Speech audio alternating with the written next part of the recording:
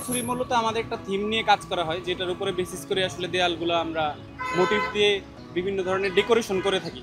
তো গত বছর আমাদের যেমন রিক্সা পেইন্টিং নিয়ে কাজ করা হয়েছিল, এই বছর আমরা হলো রাজশাহীর যেই শখের হাড়িটা হয়, সেই শখের হাড়িতে যে মোটিভগুলো ব্যবহার হয় সেগুলো দিয়ে আমরা আমাদের এই ডেকোরেশনের কাজগুলো করতেছি।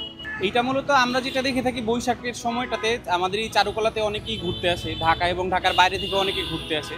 তো তারা যখন এখান দিয়ে যায়, তারা এই বিভিন্ন ধরনের মোটিভগুলো দেখে তারা আসলে আগ্রহী হয় এটা কি কি থেকে আমরা এখানে এঁকেছি বা সেটা কোথা থেকে এসেছে সেটা যখন তারা জানার চেষ্টা করে, তখন তারা আমাদের সংস্কৃতির যে বিভিন্ন ধরনের মোটিভ বা সংস্কৃতির যে বিভিন্ন ধরনের অঙ্গন যেখান থেকে মূলত আমরা মোটিভগুলো নিচ্ছি সেটা সম্পর্কে তারা জানতে পারে।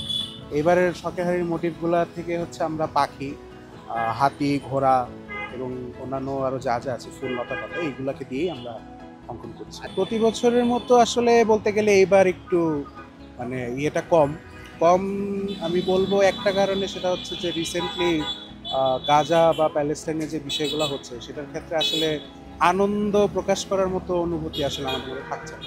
কিন্তু তাও যতটুকু যে আমার নিজের আত্মিক, আমার আমার মূলের সাথে আমার যে সংযোগ, কাজগুলা করে মানসিক শান্তি পাচ্ছে, যে নিজের অস্তিত্ব বা নিজের নিজস্বতার সাথে সম্পৃক্ত হতে পারছে।